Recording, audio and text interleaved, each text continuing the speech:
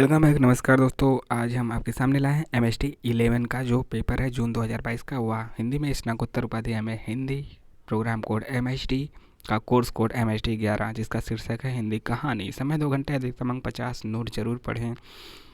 प्रथम प्रश्न अनिवार्य है, 3 प्रश्नों के उत्तर दीजिए और आइए देखते हैं। निम्नलिखित में से गद्यांशों में किन्हीं दो की संदर्भ सहित व्याख्या कीजिए। क है बाहरी पंक्ति के परले सिर पर फोरमैन चिल्ला चिल्लाकर लोगों को अपने डिब्बे थैले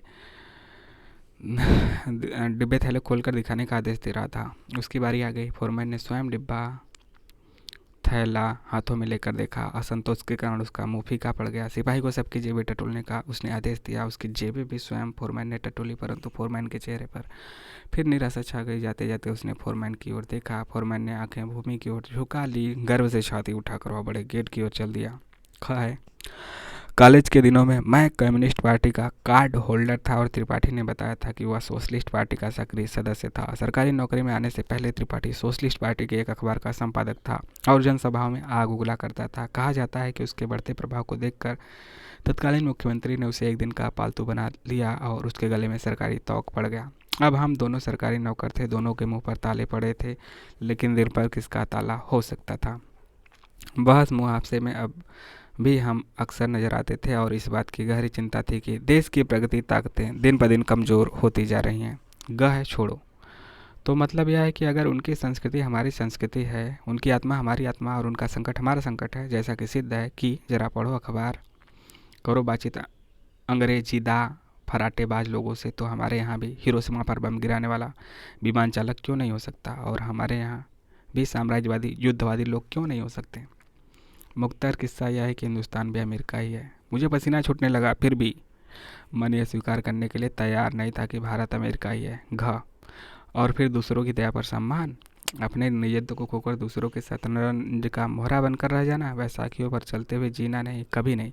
सिलिया सोचती हम क्या इतने भी लाचार हैं, आत्मसम्मान रहित हैं। हमारा अपना भी तो कुछ अहम भाव है। उन्हें हमारी ज़रूरत है, हमको उनकी ज़रूरत नहीं। हम उनके भरोसे क्यों रहें। पढ़ाई करूँगी, पढ़ती रहूँगी, शिक्षा के साथ अपने व्यक्तित्व को भी बड़ा बनाऊँगी। उन सभी परंपराओं के कारण पता लगाऊंगी कि जिन्होंने उसे अछूत बना दिया। विद्या बुद्धि बल विवेक से अपने आप को ऊंचा सिद्ध करके रहूंगी। बस। क्वेश्चन 2, नई कहानी आंदोलन में फणीश्वर नाथ रेणु के योगदान को रेखांकित कीजिए। अगला क्वेश्चन है, मलबे का मालिक कहानी के विषय वस्तु पर प्रकाश डालिए। क्वेश्चन 4, ड्राइंग रूम कहानी में मध्यवर्गीय जीवन की विडंबनाएं चित्रित की गई। इस कथन के आधार पर कहानी का मूल्यांकन कीजिए। क्वेश्चन 5 है, बोलने वाली औरत कहानी के शीर्षक की सार्थकता पर विचार करते हुए दीपशिखा के चरित्र की विशेषताएं बताइए। स्विमिंग पूल कहानी का मंतव्य स्पष्ट कीजिए। अगला है, निम्नलिखित में से किन्हीं दो पर टिप्पणियाँ लिखिए। कुर्बान भाई का व्यक्तित्व, तीसरी कसम की ग्राम संवेदना, सचेतन कहानी, सुख कहानी का मूल भाव। किन्हीं 4 में से किन्हीं 2 पे ही लिखना है। तो यह पेपर आपका हो गया समाप्त। पेपर आपको कैसा लगा, जिसमें से आपको बहुत कम क्वेश्चन करना है। 5 आपका 85 नंबर का पेपर है, 2 घंटे का समय है, 4 ही क्वेश्चन करना है। पहला प्रश्न अनिवार्य है जो है, इसमें भी 4 ऑप्शन है, 2 ही संदर्भ सहित व्याख्या करना है। बाकी बचे हुए 6 क्वेश्चनों में से किसी 3 का ही आंसर देना है। कैसा लगा जरूर बताइए कमेंट करके। मिलते हैं नए वीडियो में। जय हिंद, जय भारत। आपका दिन शुभ हो।